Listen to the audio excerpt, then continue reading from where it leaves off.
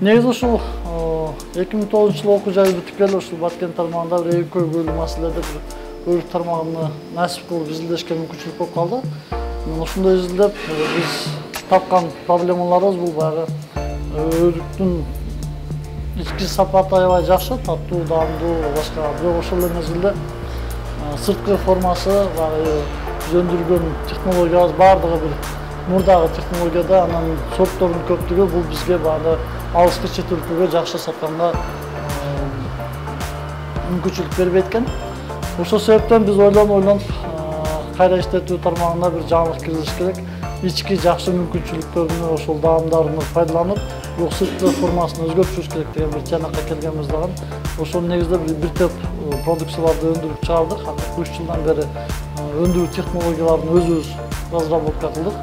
Анан ошонун негизинде биз мындай бир өрүк шилесин чыгардык. Бул оңой даярдалуучу продукт. Өзүңүздөр билесиздер, азыр бардык эле жерде баягы пельмен сыяктуу, башка сыяктуу баягы оңой тез даярдалуучу продукцияларга суу талап көп. Биз ошол себептен ушул продукцияны чыгарайлы деп максат коюп, жалпысынан бир 40ка жакын рецепт жасадык. Анын ичинен бир эң эффективдүү, даамынан дагы, баасынан дагы ылайык келет продукцияны акыры технологиясын жеткирдик. Анан экинчи продукциябыз бул баягындай магазиндерде ушу тамак ашка, бир балдардын тамак ашына элге мындай аз болсо да салынып кошолу деген максатта биздин магазиндерде мындай табигый продуктылар бар, бирок алардын баасы кымбат болуп калат. Ошол себептен дагы баягы сатып алганда көптөгөн химиялык продукцияны сатышка, алышка мүмкүнчүлүк болгондуктан биз өзүбүздүн нукура өрүктү мындай бир суусундукка чыгарайлы деп ушундай бир суусундук чыгардык. Бул дагы болсо, ал болсо да өзүнүн салымын кошот деп ойдобуз.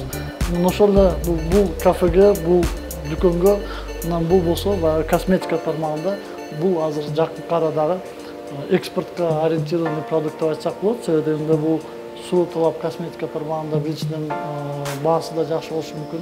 Ошол эле мезгилде суу талап да жакшы. Биз бунун сапаты дагы баягы чет өлкөдөгү башка майлар менен дагы талашканга мүмкүнчүлүгү бар. Конкуренттүү талашууга мүмкүнчүлүгү барды. Ошол себептен ушундай бир майды чыгардык. Жакынкы арада ушул майга инвестор потенциалдуу инвестиция боло тургандай болуп атат. Буюрса булар ишке ашып калса, биз сонун иш болот. Ошондон сырткары өрүктүн талканын чыгарганбыз, өрүктүн скраб, бул да косметика тармагын чыгарганбыз. Жаш балдарга ошондой эле мезгилде мындай өрүктөн желе чыгарганбыз. Биз колубуздан келишинче биринчи максатта ушул өзүбүздүн элге, ички рынокко